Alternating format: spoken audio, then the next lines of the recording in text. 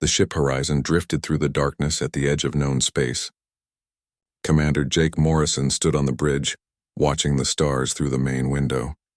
They had been traveling for 3 months, pushing further than any human vessel had gone before. His crew of 25 had volunteered for this mission, knowing they might find nothing at all. "Commander, I'm picking up something strange," said Lieutenant Danny Park from his station. The young navigation officer had been monitoring their sensors for weeks, seeing nothing but empty space and distant stars. Jake walked over to Danny's station and looked at the screen. A small dot blinked on the display, marking an object about 2 million kilometers ahead. "What is it?" "Not sure yet. It's not moving, just sitting there in space. Metal signature suggests it's artificial," Danny replied, his fingers moving across his controls to get more information. Jake felt his heart beat faster. An artificial object this far from Earth could only mean one thing. They were not alone in the universe. "Wake up Dr. Amy Chen. Tell her we found something. And get the rest of the command crew to the bridge." Within minutes, the bridge filled with people. Amy arrived first, still pulling her hair into a tie. She was the ship's lead scientist, specializing in biology and the search for alien life. "Please tell me this is real and not another false alarm." "It's real," Jake said. "We're approaching now." The horizon moved closer, and soon the object appeared on their visual screens. It looked like a massive ring, maybe 3 kilometers across, floating in the void. Strange symbols covered its surface, glowing with a soft blue light. The design was unlike anything humans had ever built. "It's beautiful," whispered Amy, staring at the alien structure. Jake ordered the ship to stop at a safe distance. "Can we scan it?" "Already doing it," said Lieutenant Karen White from the science station. "The structure is old, really old.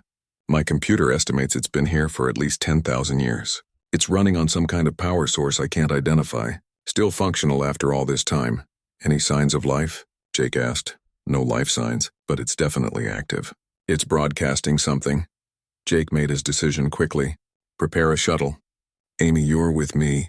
Danny, Karen, grab your gear. We're going to take a closer look." 20 minutes later, their small shuttle approached the alien ring. Up close, the structure looked even more impressive. The symbols seemed to pulse with light, creating patterns that almost looked like words. "The broadcast is getting stronger," Karen said from the shuttle's sensor station. "I think it's trying to communicate." Amy had her computer working on the signal. "It's repeating the same message over and over. Different languages, I think. The computer is trying to translate." They landed the shuttle on a flat section of the ring's outer surface. Jake suited up and stepped outside with Amy and Danny. The metal under their feet was smooth and cold, even through their boots. The symbols were everywhere, carved deep into the alien metal. Amy placed her hand on one of the symbols and gasped. "It's warm. These aren't just decorations. They're part of the system." Karen's voice came through their helmet speakers. "Commander, the computer finished translating the broadcast." "You need to hear this. Go ahead," Jake said. The message says, "Turn back. The death world lies ahead. This space is forbidden. All who enter face certain destruction. By order of the Galactic Council, none may pass this point. The Forge Star and its children are not to be disturbed." Jake felt cold despite his heated suit. "Death world? Forge Star? What does that mean?" Amy was already moving toward what looked like a doorway in the ring's surface. "There has to be more information inside. This is just a warning beacon." The door opened when Amy touched it, revealing a dark corridor. The team moved carefully inside, their lights cutting through the darkness. The walls were covered with more symbols and strange images. Some looked like star maps. Others showed creatures that might have been aliens. They found what looked like a control room deep inside the structure. Screens lined the walls, all dark and dead, but when Amy touched a panel, they flickered to life, showing images and text in languages humans had never seen. "This is incredible," Amy said, her voice shaking with excitement. "This isn't just a warning beacon. It's a monitoring station. Someone has been watching this area of space for thousands of years." Danny found a working terminal and connected his portable computer to it. "I'm downloading everything I can. There's so much data here." Jake explored the room while his team worked. On one wall, he found a large display showing a map of space. Earth's sun was marked with a red symbol that looked like fire. Around it, a huge circle marked a boundary. Outside that boundary, hundreds of other stars were marked with different symbols in green and blue. "Look at this," Jake called to the others. "This is a map of our galaxy, or at least part of it. Earth is marked differently from everything else." Amy came over to study the map. "That circle around Earth's sun must be the Forbidden Zone they mentioned. It's huge. It covers hundreds of light years." Karen's voice came through their radios again. "Commander, I'm picking up something from the downloaded data. The computer is translating files about Earth. You really need to see this." They hurried back to the shuttle and crowded around Karen's screen. The alien files showed images of Earth taken from space along with detailed reports. The text was being translated in real time by their computer. "This report is from their first probe to reach Earth," Karen said. "It was sent here over 12,000 years ago. They cataloged everything about our planet." Jake read the translated text on the screen, feeling more disturbed with each line. The aliens had classified Earth as a Class 5 hazard. The gravity was described as extreme. The atmosphere was noted as highly reactive and dangerous. The tectonic activity was labeled as catastrophic. The moon's influence on the oceans was marked as hazardous to life. But the most disturbing part was their observation of Earth's animals. The alien probe had cataloged hundreds of predator species. It had watched early humans hunting with stone tools. It had recorded humans living in deserts and frozen lands, in jungles that the aliens considered deadly to all life. The final conclusion of the report made Jake's blood run cold. Recommendation: complete quarantine of the system. The dominant species shows signs of intelligence but lives in conditions that should be impossible for complex life. If they survive long enough to develop space travel, they will be unlike anything the galaxy has encountered. Their world is a forge that creates killers. Keep them contained." Amy sat back looking pale. "They've been afraid of us this whole time. They put up this beacon to keep other aliens away from Earth. They think we're dangerous. We've been alone in space because they wanted it that way," Danny said quietly. Jake looked at his crew, seeing the same shock and anger in their faces that he felt. Humanity had spent centuries looking for alien life, wondering if they were alone in the universe. Now they knew the truth. They weren't alone. But the rest of the galaxy had decided to avoid them, to lock them away behind a wall of fear. "Copy everything," Jake ordered. "Every file, every image, every piece of data this station has. Earth needs to know what we found here." They worked for hours, downloading thousands of years of alien observations and reports. They learned that dozens of alien expeditions had tried to cross the boundary over the centuries. None had returned. The galaxy knew Earth was out here, but they considered it too dangerous to visit. When they finally returned to the horizon with their discovery, Jake gathered the entire crew. He told them everything they had found. He showed them the alien files and the map that marked Earth as forbidden space. "We came out here to find other intelligent life," Jake said to his crew. "We found it.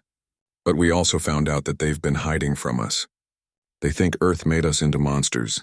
They're terrified of what we might do if we ever leave our planet." "What do we do now?" asked Lieutenant Danny Park. Jake looked at the alien data on his screen, then back at his crew. "Now we go home. Earth needs to know the truth. We're not alone in the universe, but we have a lot of explaining to do to our new neighbors." The horizon turned back toward Earth, carrying the most important discovery in human history. Behind them, the ancient alien ring continued its endless broadcast, warning the galaxy to stay away from the Death World and its forge-born children. But the warning was too late. Humanity had found the beacon, and nothing would ever be the same again. 6 months after the horizon returned to Earth, the world had changed completely. The news of alien life spread across every nation. People reacted with excitement, fear, and everything in between. Scientists studied the alien data day and night. Military leaders prepared for possible threats. Politicians debated what humanity should do next. Ambassador Lisa Grant stood in the United Earth Government Assembly Hall, waiting for her briefing to begin. She had been chosen to lead humanity's first diplomatic mission to the aliens. At 42 years old, Lisa had spent her career negotiating peace between nations. Now she would negotiate with beings from other worlds. "Ambassador Grant, the council will see you now," said her assistant, a young man named Peter Cole. Lisa entered the briefing room where 12 representatives from different Earth nations waited. General Raymond Hayes, head of Earth's defense forces, spoke first. "Ambassador, we've located the nearest alien outpost. It's 300 light-years away, orbiting a star they call Kelvin Station.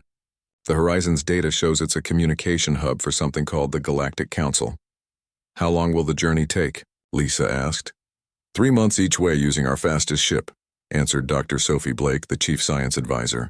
We've prepared the courier ship pathway for your mission. It's small but fast with a crew of 10 plus your diplomatic team. Lisa nodded. What do we know about these aliens? What should I expect? Dr. Sophie pulled up images on the large screen. They showed different alien species from the files the Horizon had recovered. Some looked like walking insects. Others seemed to be made of liquid metal. A few resembled Earth animals but with unsettling differences. We've identified at least 40 different species in their database, Sophie explained. They all belong to something called the Galactic Council, a government that includes hundreds of worlds. From what we can translate, they've existed for over 50,000 years. And they've been avoiding us this whole time, Lisa said. Yes, but now you're going to change that. 3 weeks later, Lisa stood on the bridge of the pathway as it approached Kelvin Station. The alien structure was massive, a collection of connected spheres and cylinders that stretched for miles. Thousands of ships moved around it like insects around a hive. We're being scanned, said Captain Helen Foster, the ship's commander. Multiple sources. Very thorough. Let them look, Lisa said. We have nothing to hide. A voice suddenly came through their communication system, speaking in a language that sounded like musical notes mixed with clicks. The ship's computer worked to translate it. Unknown vessel, identify yourself. You are entering Galactic Council space without authorization. State your purpose or be destroyed. Lisa took a deep breath and pressed the button to respond. This is Ambassador Lisa Grant of Earth, representing humanity and the United Earth Government. We come in peace, seeking to establish diplomatic relations with the Galactic Council. Long silence followed. Lisa could hear her own heartbeat in the quiet bridge. Finally, the voice returned, now speaking in rough but understandable English. Earth, the death world, this is impossible. How did you escape your quarantine? Where did you steal this ship technology? Lisa felt anger rise but pushed it down. We didn't steal anything. We built this ship ourselves. Humanity has developed space travel. We found your warning beacon and the monitoring station. We know you've been watching us. Now we want to talk. Another long silence. Then, hold position. Do not move. Do not power weapons. A security team is coming. 20 minutes later, 3 alien ships surrounded the pathway. They were sleek and dangerous looking, clearly military vessels. A docking tube extended from one ship to Lisa's vessel. Let them board, Lisa told Captain Helen. We're here to make friends. Remember. The airlock opened and the first aliens stepped onto a human ship. Lisa and her team waited in the docking bay to greet them. She had prepared herself for this moment, but actually seeing beings from another world made her legs feel weak. The lead alien was tall and thin, with 4 arms and skin that shimmered like oil on water. 2 large eyes dominated its face, and it wore something that looked like armor. Behind it came 2 more aliens of different species, both carrying weapons. The lead alien spoke in English through a device on its chest. I am Security Commander Vex of the Galactic Council. You claim to be from Earth. Prove it. Lisa stepped forward calmly. My name is Lisa Grant. I'm happy to answer any questions you have. We brought genetic samples, historical records, and data from our planet. Everything you need to verify who we are. Vex studied her with those large eyes. Remove your pressure suit.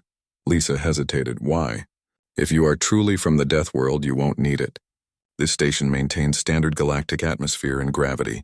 Only death worlders can survive it without protection. Lisa understood. This was a test. She looked at Captain Helen, who nodded. Slowly, Lisa removed her helmet, then unsealed her suit. The station's air felt slightly cool and smelled strange, but she could breathe it easily. The gravity felt light, maybe half of Earth's. Vex made a sound like a whistle. Incredible. She's actually breathing the air. And she's standing upright in low gravity. The alien moved closer, studying Lisa like she was a dangerous animal. What is your world's gravity rating? 1 Earth gravity is our standard, Lisa answered. We grew up in it. Impossible. That level of gravity would crush most species. How do you function? We just do, Lisa said. It's normal for us. Vex turned to its companions and spoke in their language. Even without translation, Lisa could hear the fear in its voice. Finally, Vex looked back at her. The council will want to meet you. This changes everything. But I warn you, Ambassador Lisa Grant of Earth, many will want you dead. Your very existence terrifies the galaxy. Why? Lisa asked. We just want to be friends. You come from a Class 5 hazard world. Nothing should survive there, let alone develop civilization.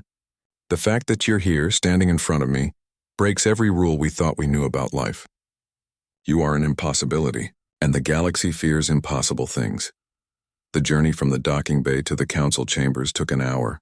Lisa and her team were escorted through corridors filled with aliens of every shape and size. Most stopped to stare at the humans, their expressions ranging from curiosity to obvious fear. The council chamber was enormous, a sphere with seats arranged in circles going up the walls. Hundreds of aliens sat in those seats representing their worlds. At the center, on a raised platform, sat the council leadership. A being that looked like a floating jellyfish spoke first. Its voice came through speakers in the ceiling. State your name and world for the record. I am Ambassador Lisa Grant of Earth, representing humanity. Gasps and worried sounds filled the chamber. The jellyfish being continued. The council has examined your genetic samples and verified your claim. You are indeed from the quarantine world. This session will determine how the galaxy responds to your emergence. An alien that resembled a crystalline spider stood up. I move for immediate re-establishment of the quarantine. These beings are dangerous. We should contain them before they spread. On what grounds? Lisa asked loudly. We've done nothing wrong. You exist, the spider alien said. That's enough. Your world has gravity that would kill most of us. Your atmosphere is poisoned to half the species here. Your star bathes your planet in deadly radiation, yet you not only survived, you thrived. What does that make you? Another alien, this one looking like a walking tree, stood up. We have records of your species. The first probe to visit your world sent back reports of your primitive ancestors. They hunted animals 3 times their size with stone weapons. They survived in deserts that should have killed them. They crossed frozen wastelands and burning jungles. Every death that should have ended your species only made you stronger. Lisa felt her team tense beside her. She raised her voice. Yes, Earth is a difficult world. Yes, we had to struggle to survive. But that struggle taught us cooperation. It taught us to solve problems. It taught us that life is precious and should be protected. We're not here to threaten anyone. We're here because we're not alone anymore, and we want to be part of the galactic community. A new voice spoke up, and Lisa saw it came from an alien that looked almost human, but with golden skin and 3 eyes. I am Science Chancellor Corin. I've studied the data your probe mission recovered from our monitoring station. I've also studied your ship. Your technology is primitive by our standards, yet you crossed hundreds of light years to reach us. How? We didn't give up, Lisa said simply. Every time we faced a problem, we found a solution. Every time something seemed impossible, we tried anyway. That's what humans do. Corin made a gesture that might have been a nod. Fascinating. This is exactly what the ancient prophecy predicted. The Forgeborn would emerge from their crucible and change the galaxy. What prophecy? Lisa asked. The jellyfish leader spoke again. An old myth, nothing more. It says that one day beings forged in the hardest conditions would join the galaxy. They would either unite us or destroy us. We vote for unite, Lisa said firmly. Look, I understand you're afraid, but fear isn't a reason to keep us locked away. We're here now. We're real, and we're not going away. The question is whether we become friends or enemies. That choice is up to all of us. The chamber erupted in arguing voices. Some aliens called for peace. 3 weeks into their stay at Kelvin Station, Lisa received an unexpected message. The Galactic Council wanted to conduct tests on human capabilities. They wanted proof that humans were really as different as their files suggested. They want to test us like lab animals, Captain Helen said, reading the official request with barely contained anger. Lisa shook her head. No, they want to understand us. Think about it from their perspective. Everything they know about humans comes from watching primitive tribes 12,000 years ago. They need to see what we've become. So we just agree to be their science experiment? Peter asked. We agree to show them the truth, Lisa said, and I have an idea about who should represent us. That's how Captain Ben Rodriguez and pilot Carla Hughes found themselves on a transport heading to the Council's testing facility 3 days later. Ben was a military pilot with 15 years of experience. Carla was a civilian test pilot known for taking on the most dangerous flights. Both had volunteered immediately when Lisa asked. You nervous? Carla asked as they approached the facility. Ben smiled. Always am before a test. But that's when I fly my best. The testing facility was a massive complex floating in space, separate from the main station. A council scientist named Vexilor met them at the entrance. He looked like a six-legged turtle with tentacles instead of a head. Welcome, humans, Vexilor said through his translator. I am head of xenobiology research. You will be the first Deathworlders we've ever tested. This is quite exciting for our science. Happy to help, Ben said, shaking one of Vexilor's tentacles carefully.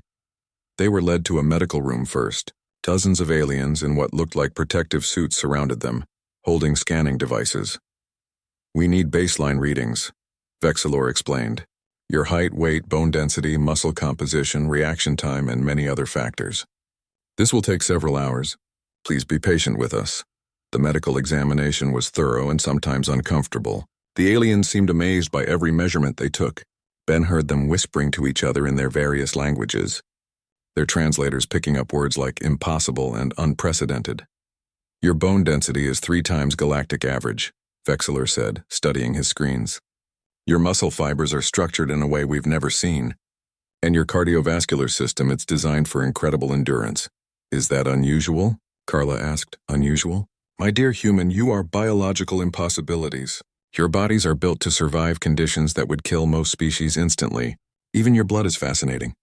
It carries oxygen far more efficiently than any known species. After the medical tests came physical tests. Ben and Carla were taken to a huge gymnasium-like space with various equipment and obstacle courses. We will test your abilities against galactic standards, Vexilor explained. First, a simple reaction test. You will stand in this circle. When lights appear on the wall, touch them as quickly as possible. The average galactic citizen can touch 12 lights in 1 minute. The best trained warriors can manage 20. Ben stepped into the circle. Lights began flashing on the walls around him, random and unpredictable. He moved quickly, touching each one as it appeared. His body remembered years of training, reacting without thought. When the minute ended, Vexilor's tentacles trembled. 47 lights. You touched 47 lights. That's more than twice our best warriors. Want me to try? Carla asked with a grin. She managed 52 lights, moving so fast the watching aliens gasped in amazement. Next came strength tests. The aliens had them lift weights on machines designed for various gravity levels. Ben and Carla both easily handled weights that Vexilor said would challenge the strongest alien species. Earth's gravity is 0.98 times standard, Vexilor muttered, checking his data. But wait, that means standard galactic gravity is only about 40% of Earth normal. You grew up lifting more than twice the weight we consider heavy. Never thought about it that way, Ben said, setting down a weight that the screen said was 500 kilograms. It felt light to him in the reduced gravity of the facility. The endurance test came next. They were asked to run on a track while wearing monitors.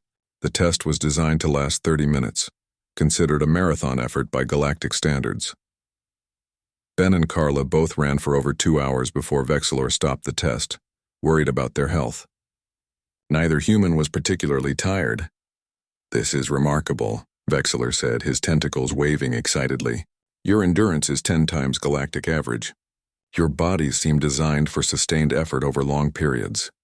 Humans used to hunt by chasing prey until it collapsed from exhaustion, Carla explained.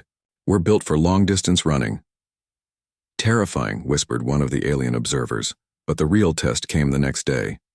Vexilor had prepared something special, a simulation exercise used to train Council emergency response teams. It was considered the hardest scenario in the training program. The simulation places you in command of a damaged ship, Vexilor explained to Ben and Carla. Multiple systems have failed. Life support is failing. You're in a dangerous asteroid field, and you have injured crew members who need immediate medical attention. The simulation is designed to have no perfect solution. The goal is to see how you handle impossible stress. Sounds like a normal Tuesday, Ben joked. They entered the simulation chamber, which looked exactly like a real ship's bridge. The moment it started, alarms blared and red lights flashed everywhere. Computer screens showed critical failures across multiple systems. Ben immediately took the command chair while Carla went to the pilot station. They didn't need to discuss what to do. Years of training kicked in automatically. Life support failing on decks 3 and 4, Carla called out, reading the displays. We've got maybe 20 minutes of air in those sections. Route auxiliary power to those decks, Ben ordered, his hands flying across the controls. What's our propulsion status? Main engines offline. We've got maneuvering thrusters only, and we're drifting toward that asteroid cluster. Ben studied the tactical display. A normal person might panic. The aliens watching certainly expected panic. But Ben felt calm, focused. Problems were just puzzles waiting to be solved. Use the thrusters to spin the ship 90 degrees, he said. Then fire a full burst on my mark. We'll use the rotation to slingshot around that big asteroid and change our trajectory. That's going to put a lot of stress on the hull, Carla warned. Hull can take it. Do it. Carla executed the maneuver perfectly. The simulated ship groaned and shook, but it worked. They cleared the asteroid field. Good, now reroute power from weapons to life support. We don't need guns right now. Weapons are already offline, Carla reported. Then pull power from the sensor array. Cut it down to minimum. For the next hour, Ben and Carla worked through every problem the simulation threw at them. They sealed hull breaches using emergency foam. They stabilized injured crew members using makeshift medical techniques. They even figured out how to restart one of the main engines by manually overriding safety protocols. When the simulation finally ended with their ship safely docked at a rescue station, the watching aliens stood in stunned silence. Vexilor approached slowly, his tentacles quivering. You weren't supposed to win. That scenario has a 17% survival rate for our best teams. Most candidates die in the first 10 minutes. How did you do that? Ben shrugged. We just dealt with each problem as it came up. Stay calm. Think clearly. Work together. But the stress levels in that simulation are designed to overwhelm cognitive function. You should have panicked, made mistakes, frozen up. Instead, you both became more efficient as conditions worsened. Carla laughed. Yeah, that's kind of how humans work. When things get bad, we focus harder. Panic doesn't help, so we save it for after the crisis. Incredible, Vexilor breathed. Your species actually performs better under stress. You thrive in chaos and danger. This explains so much about your evolution. Over the following days, more tests followed. Ben and Carla were exposed to various atmospheric conditions, temperature extremes, and even mild toxins. They handled everything far better than galactic norms suggested possible. The final test involved food. The aliens presented them with various substances that were nutritious for different species. Please identify which of these you can safely eat, Vexilor requested. Ben and Carla studied the 12 different food items. Some looked like plants, others appeared to be meats. A few were clearly artificial. This one smells like cyanide, Carla said, pointing to a blue liquid. Correct, Vexilor confirmed, surprised. You can detect that by smell? Bitter almond smell. Pretty distinctive. They correctly identified 8 of the 12 items as safe for human consumption. But then Carla surprised everyone by drinking the one labeled as mildly toxic.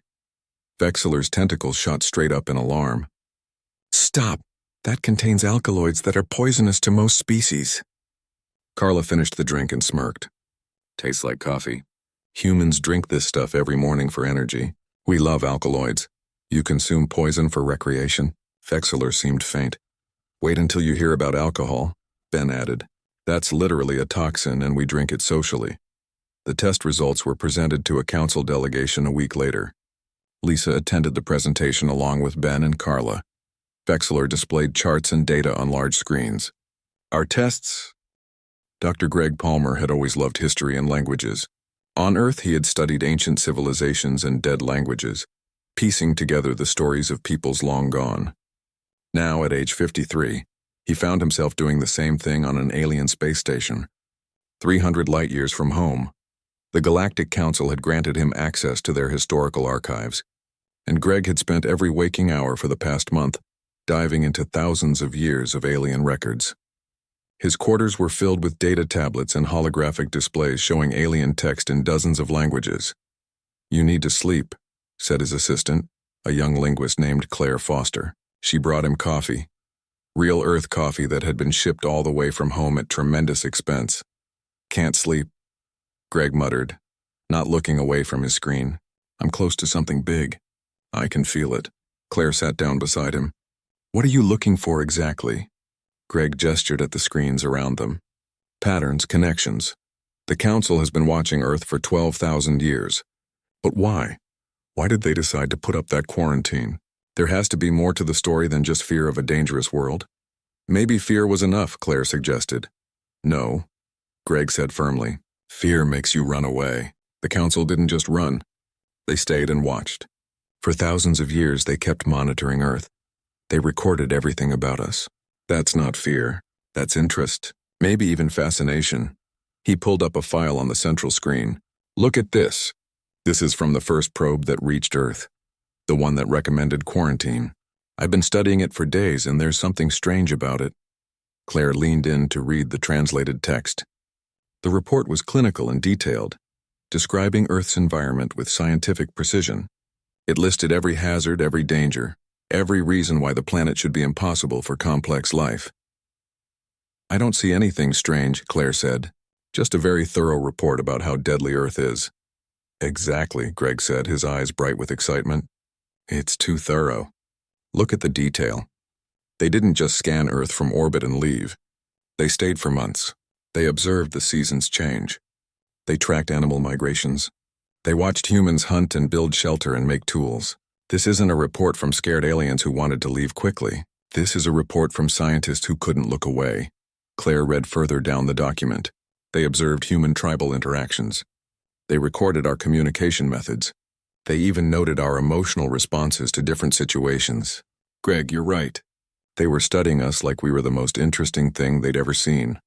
And look at this part, Greg said, highlighting a section near the end. The probe's AI makes a prediction. It says that if humans survive long enough to develop technology, quote, they will possess capabilities that could reshape the galactic order, end quote. That's not a scientific observation. That's a prophecy. What are you thinking? Claire asked. Greg sat back in his chair, his mind racing.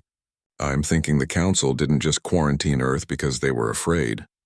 They quarantined it because they were waiting. Waiting to see if humans would make it. Waiting to see what we would become. He stood up and started pacing. Think about it. The galaxy has thousands of species, but they all evolved on relatively easy worlds.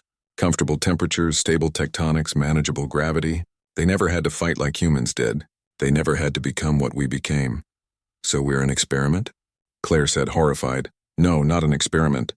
More like a test case. What happens when life evolves on the hardest possible world? Do they destroy themselves? Do they become monsters? Or do they become something new?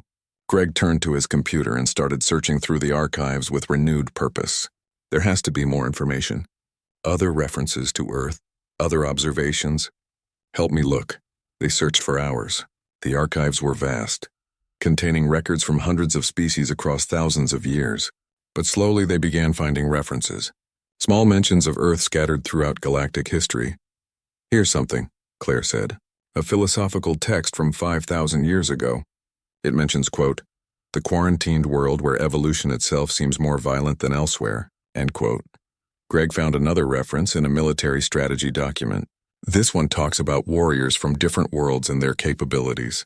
It mentions Earth as a theoretical source of the perfect soldier, but says the quarantine must never be lifted because the risk is too great.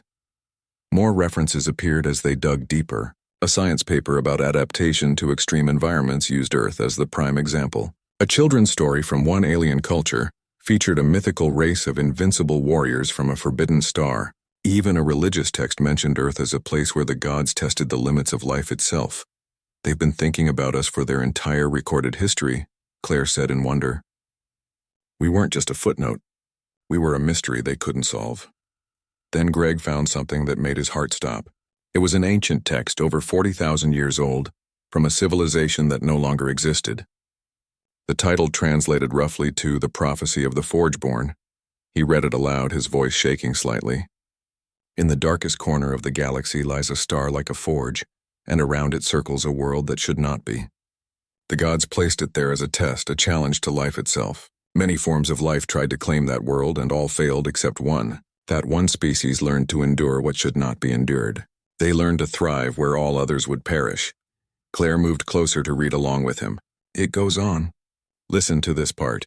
The Forgeborn will sleep in their crucible for ages untold, growing stronger with each generation, learning lessons that cannot be taught in comfort. And when they finally emerge, they will come bearing gifts of fire. They will either unite the scattered peoples of the stars in common purpose, or they will scatter us like ash before the storm. Their nature will be revealed by their first actions upon the galactic stage. This was written 40,000 years ago, Greg said, long before humans even existed as a species. How could they know? Claire shook her head in amazement. Maybe they didn't know about humans specifically. Maybe they were talking about the concept. The idea that somewhere, somehow, a species would evolve under the worst possible conditions, and that species would be fundamentally different from everyone else. Greg saved the prophecy file and kept searching. He found references to it in multiple cultures across the galaxy. Some species considered it religious scripture. Others treated it as ancient philosophy. A few dismissed it as primitive mythology. But everyone knew about it. The prophecy of the Forgeborn was embedded deep in galactic culture, even if most modern aliens thought it was just a story. We need to tell Ambassador Grant about this, Claire said. Greg was already gathering his files. This changes everything. The Council isn't just afraid of humans. They're afraid of what we represent. We're the prophecy coming true. For 40,000 years, they've been waiting for the Forgeborn to appear, and now we have. They found Lisa in a meeting room discussing trade possibilities with several alien economists. She looked tired but maintained her diplomatic smile as Greg and Claire entered. Ambassador, we need to talk to you, Greg said urgently. It's important. Lisa excused herself from the meeting and led them to a private room. What did you find? Greg showed her everything. The files, the references, the ancient prophecy. Lisa read through it all, her expression growing more serious with each page. So the galaxy has been expecting us, she said finally. Or at least expecting someone like us. For 40,000 years, Greg confirmed. And they don't know if we're going to be their salvation or their destruction. No pressure, Lisa said with a weak smile. Then her expression hardened. We need to use this. If the galaxy has been waiting for the Forgeborn, then we need to show them who we really are. Not the monsters from their fears, but the people we've chosen to become. How do we do that? Claire asked. Lisa stood up, her diplomatic mind already forming a plan. We show them that humans make choices. Earth made us strong, yes, but we chose what to do with that strength. We chose cooperation over conquest. We chose exploration over isolation. We chose hope over despair. She looked at Greg. Can you prepare a presentation? I want to show the full council everything you found. The prophecy, the historical references, all of it. Let them see that we understand their fear, but also let them see that we're not going to fulfill the dark version of that prophecy. I can have it ready in 3 days, Greg said. Make it 2, Lisa replied. We need to act while we have the council's attention. Over the next 2 days, Greg worked frantically to compile his research into a comprehensive presentation. Claire helped him organize the material and ensure the translations were accurate. They wanted no misunderstandings. When the day came, the council chamber was packed. Word had spread that the humans were going to address the prophecy, and aliens from across the station came to watch. Greg stood at the center platform, feeling small under the gaze of hundreds of alien eyes. Lisa stood beside him for support. Honored members of the Galactic Council, Greg began. I am Dr. Greg Palmer, a human historian. For the past months, I've been studying your archives. I've learned that humanity's emergence was not the surprise you pretended it was. You've been waiting for us or something. The council's approval after Greg's presentation felt like victory, but Lisa knew better than to celebrate too soon. Politics were never simple, especially when they involved hundreds of different species with their own interests and fears. 3 days after the prophecy presentation, Lisa was awakened in the middle of her sleep cycle by urgent knocking on her door. She opened it to find Captain Helen looking worried. We have a problem, Helen said. A big one. They hurried to the communication room where Peter had several news feeds playing on different screens. The headlines appeared in various alien languages, but the translations were clear enough. Controversy over human integration. Council splits on Death World question. Security concerns raised about Forgeborn species. When did this start? Lisa asked. About 2 hours ago, Peter said. Someone leaked internal council debates to the media. Now everyone's taking sides. Lisa watched the news feeds with growing concern. Some channels showed aliens praising humanity's peaceful approach. Others featured security experts warning about the dangers of allowing Deathworlders into galactic society. A few were openly calling for humanity to be forced back into quarantine. Ambassador Grant, you have an incoming call, said the communication AI. Security Director Velen requests immediate meeting.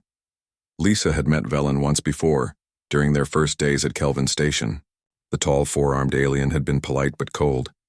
Now his image appeared on her screen and he looked even less friendly. Ambassador Grant, we need to discuss the current situation, Velen said without preamble. There are those on the council who believe humanity represents an unacceptable risk. I'm aware of the news coverage, Lisa replied calmly. But surely you understand that news media often exaggerates for dramatic effect. This is not exaggeration, Velen said sharply. There is genuine fear throughout the galaxy. Your species has capabilities that could threaten every other civilization. You come from a world that weaponizes its own children through harsh evolutionary pressure. You process danger and stress in ways that make you more effective under conditions that would destroy others. Some council members believe you are essentially a warrior race, no matter how peaceful you claim to be. Lisa felt anger rising, but forced herself to stay diplomatic. We're not a warrior race. We're survivors who learned cooperation. Words, Velen said dismissively. Actions matter more than words. And the question remains, what happens if humanity decides to expand by force? Who could stop you? We wouldn't do that, Lisa insisted. Why should we believe you? Throughout galactic history, every species that possessed military superiority eventually used it. Why would humans be different?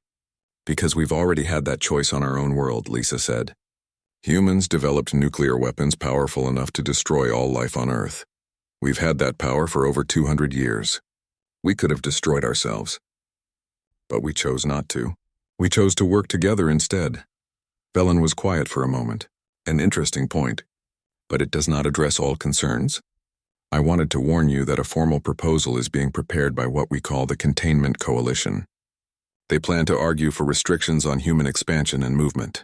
If it passes, your species will be limited to your current territory for the foreseeable future. After Velen disconnected, Lisa sat in silence with her team. This is bad, Peter said. If they lock us into our current space, we'll never be able to join the galactic community. We'll be prisoners in our own system. We need allies, Helen said. There have to be council members who support us. Lisa nodded slowly. Peter, find out everything you can about this containment coalition. Who's leading it? What species are involved, what their actual concerns are. Helen, reach out to Science Chancellor Corrin. He seemed sympathetic during the tests. Maybe he'll help us. Over the following days, the picture became clearer and more complicated. The Containment Coalition was led by Velen and included representatives from over 30 different species. Their argument was simple. Humans were too dangerous to integrate, and restrictions were necessary for galactic safety. But there was another faction forming as well. Science Chancellor Corrin, the golden-skinned alien with 3 eyes, was organizing what he called the integration movement. They believed humanity could benefit the galaxy and should be given a chance. The problem is numbers, Peter explained to Lisa. The Containment Coalition has strong support, maybe 40% of the council. The integration movement has about 30%. The rest are undecided, and they'll determine the outcome. What do the undecided species want? Lisa asked. They want proof. They want to know that humans can actually contribute something positive to the galaxy. Right now, all they've seen are our capabilities for strength and survival. They need to see us being helpful, not just strong. Lisa was contemplating this when a new message arrived. It was from Corrin, asking for a private meeting. She agreed immediately. Corrin's office was filled with strange alien plants and what looked like scientific equipment. He greeted Lisa warmly with all 3 of his eyes focusing on her. Ambassador Grant, thank you for coming. We need to have an honest conversation about your species' future. I'm listening, Lisa said. Corrin gestured for her to sit in a chair adjusted for human size. The integration movement believes in humanity's potential, but we're losing the political battle. Fear is a powerful motivator, and Velen is very skilled at using it. We need something dramatic to change minds. What do you suggest? A demonstration. Not of your military capabilities, but of your usefulness. Show the galaxy what humans can do that no other species can. Like what? Lisa asked. Corrin pulled up a star map. 3 weeks ago, a council research team was sent to study a planet called Titan's Gate. It orbits a binary star system and has extreme conditions. High gravity, corrosive atmosphere, intense radiation. The team was supposed to stay for a week, but their ship was damaged during landing. They're stranded. Lisa studied the map. Why haven't they been rescued? 3 rescue missions have been attempted.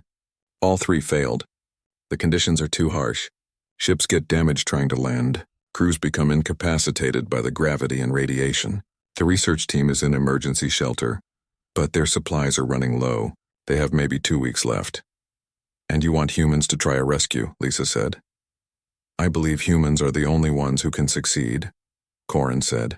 The gravity on Titan's Gate is 0.85 Earth standard. Crushing for most species but manageable for you.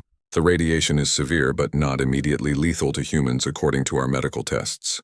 And most importantly, the rescue requires the kind of problem-solving under extreme stress that humans excel at. Lisa thought about it carefully. If we succeed, it would prove we're useful. But if we fail, it would prove Velen's point that we're just as vulnerable as everyone else. A risk either way, Corin agreed. But doing nothing guarantees defeat. The Containment Coalition is gaining support daily. You need a victory ambassador. A dramatic one, Lisa stood up. I need to discuss this with my team and Earth Command. But I think you're right. Sometimes the only way forward is to take the risk. The next days were filled with intense planning. Lisa contacted Commander Jake Morrison and his crew on the horizon. They had returned to Earth after discovering the monitoring station, but they jumped at the chance for this mission. We'll need to modify the ship for extreme conditions, Jake said over the communication link. Better radiation shielding, reinforced hull, backup systems for everything. Give us a week to prepare, but they didn't have a week. News of the stranded research team had leaked to the media, and the Containment Coalition was using it as propaganda. Velen appeared on news channels saying that even the Council's best rescue teams couldn't survive Titan's Gate, proving that some environments were simply too dangerous for space travel. They're not mentioning that humans might be able to handle it, Peter said angrily, watching one of Velen's interviews. Because they're hoping we'll fail or refuse to try, Helen said. Either way, they win. Lisa made her decision. Contact Jake, tell him he has 4 days to prep the ship, and tell him I'm coming along. You can't go on this mission, Peter protested. You're a diplomat, not a rescue specialist. Exactly, Lisa said. If this works, I want the galaxy to see that even our diplomats are willing to risk their lives to help others. And if it fails, I want to be there with the team, not safe on a station. 4 days later, the Horizon departed Kelvin Station with Jake, Lisa, Amy, Danny, Carla, Ben, and a team of 15 others. The entire galaxy watched via news drones that followed them at a distance. The journey to Titan's Gate took 3 days. As they approached, the view screen showed a world that lived up to its fearsome reputation. The planet was dark red, covered in storms that looked like angry wounds. 2 suns orbited each other nearby, bathing everything in harsh radiation. That looks unpleasant, Carla said from the pilot station. Scans confirm high radiation. Gravity at 85% Earth normal. Atmospheric pressure 3 times standard. And chemical composition that would corrode most materials, Amy reported. This is going to be rough. Where's the research team? Jake asked. Danny checked his sensors. Got their emergency beacon. They're in a shelter about 20 kilometers from our projected landing site. The journey across Titan's Gate became a test of pure endurance. Every step felt like lifting weights. The gravity pulled at them constantly, and the radiation made their suit sensors scream warnings. But the rescue team kept moving forward. After 4 hours, they reached the base of a ridge that they needed to cross. Looking up at it, Lisa felt despair for the first time. The slope was steep and covered in loose rock. In normal gravity, it would be challenging. In this crushing weight, it looked impossible. We can do this, Jake said, seeing his team's exhaustion. We've come too far to stop now. The research team is just on the other side of this ridge. 5 more kilometers. 5 kilometers might as well be 500 right now, Danny said, breathing hard. I don't know if I can make it. Ben put a hand on Danny's shoulder. Then we help each other. That's what we do. Come on. They started up the ridge, using their hands and feet to climb. The loose rock slid under their boots, making them work twice as hard for every meter gained. Lisa's arms shook with effort as she pulled herself up, her suit's weight seeming to double with each movement. Halfway up the ridge, Amy slipped. She started sliding backward, loose rocks cascading around her. Jake reacted instantly, grabbing her arm and holding tight. Ben moved to help, bracing Jake so they wouldn't both slide down. I've got you, Jake said calmly. On 3, pull yourself up. 1, 2, 3. Amy scrambled up with their help getting her footing again. They all paused for a moment, catching their breath. "Thanks," Amy said. "That's what teams do," Jake replied. "Keep moving." They reached the top of the ridge an hour later, completely exhausted. But from here they could see the research team's emergency shelter in the valley below. It was a small dome, barely visible against the dark landscape. "There," Lisa said, pointing. "We made it." "Not yet," Jake said. "Still have to get down there and back up. Pace yourselves." The descent was almost as hard as the climb. They had to move carefully to avoid sliding uncontrollably down the steep slope. But eventually they reached level ground and approached the shelter. Jake activated his suit's comm system to the shelter's frequency. "This is Commander Jake Morrison of the human vessel Horizon. We're here to rescue you. Please respond." For a long moment there was silence. Then a weak voice came through. "Human, did you say human? From the death world?" "That's us," Jake said. "We heard you needed help. Can you open your airlock?" The shelter's door slowly opened, revealing 5 aliens in emergency suits that looked barely functional. They stared at the humans with a mixture of hope and disbelief. One of them, a being that looked like a crystalline spider, spoke in heavily accented English. "You came all this way? In these conditions? How is this possible?" "We're human," Lisa said simply. "We don't leave people behind." Amy immediately started examining the aliens' conditions. "You're all suffering from radiation poisoning and malnutrition. We need to get you back to our ship now." But there was a problem. The aliens were weak, barely able to stand even in their own suits. Carrying them back across the terrain they had just crossed seemed impossible. "We can't make it," said the spider alien, who introduced himself as Researcher Krell. "We are too weak. Leave us supplies and save yourselves." "No," Jake said firmly. "We didn't come this far to leave without you. We'll figure something out." Ben looked at the terrain thoughtfully. "The rocks here are loose. Maybe we can build something like a sled. Drag them behind us instead of carrying them." It was a good idea, but building anything in these conditions would be difficult. Still, they had to try. The team spent an hour collecting flat rocks and using emergency equipment from their packs to lash together a makeshift transport. It was crude but functional. "All right," Jake said. "We put 3 aliens on the sled, rotate who pulls it. Amy and 1 alien walk. We move slow but steady. Everyone helps however they can." They loaded the weakest 3 aliens onto the stone sled and began the journey back. Pulling the sled through the rough terrain was exhausting work. Jake, Ben, and Danny took turns in the front, straining against the weight. Lisa and Amy supported the walking aliens, helping them keep moving. The return journey was worse than the trip out.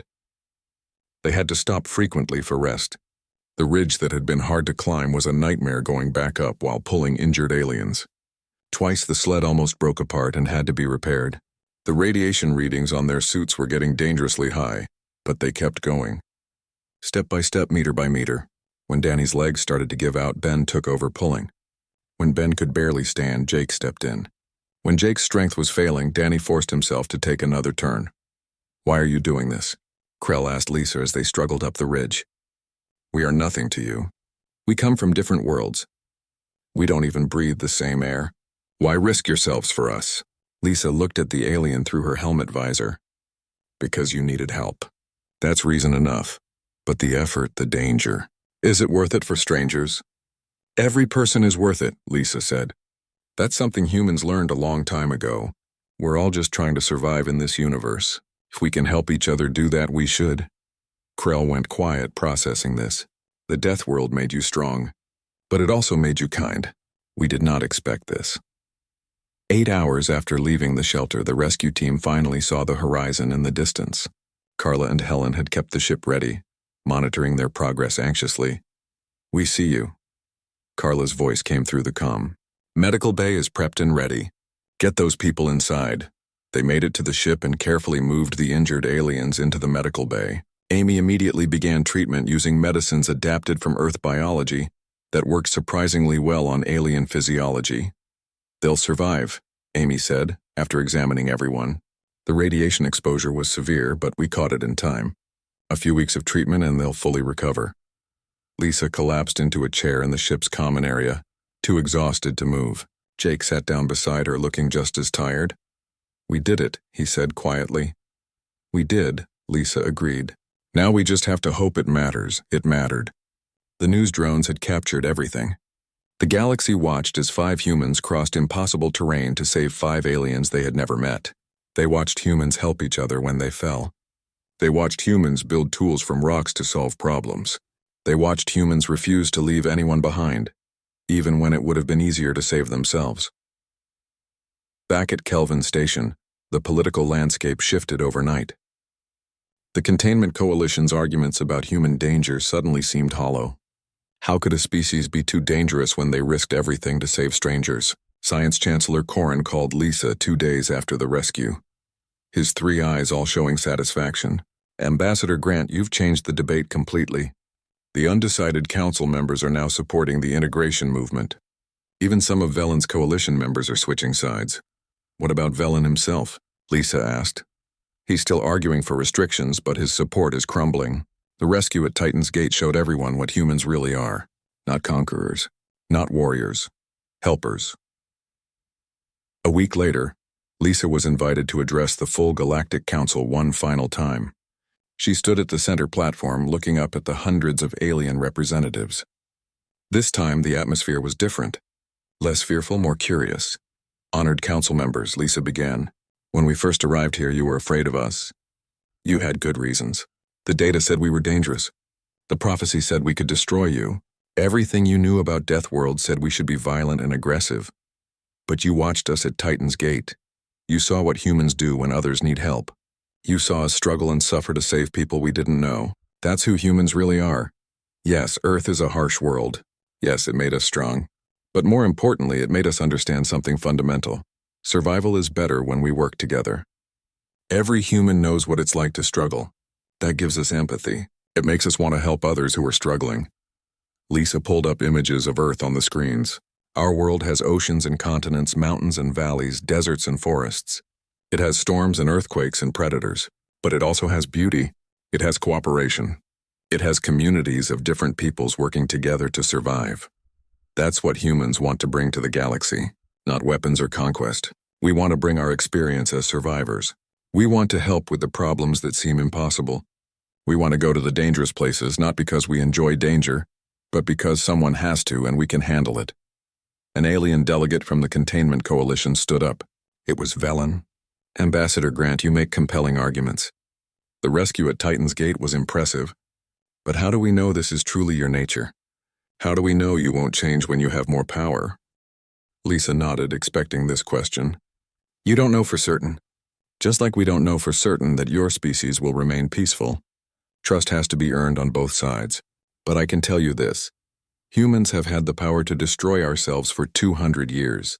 We have weapons on Earth that could end all life on our planet. We've had opportunities to use them in wars and conflicts, but we chose not to. We chose cooperation instead. That's our history. That's our choice. Velen was silent for a moment, then nodded slowly. A fair point, Ambassador. Another delegate spoke up. What do you propose? How should